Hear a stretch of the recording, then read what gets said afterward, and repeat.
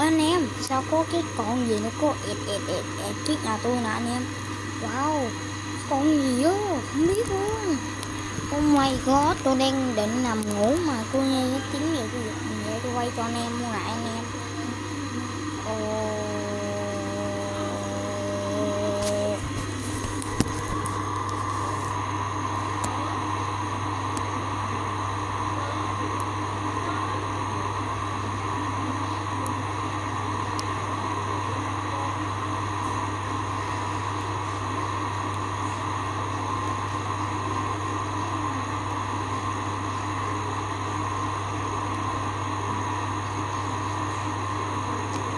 Ui, cái gì?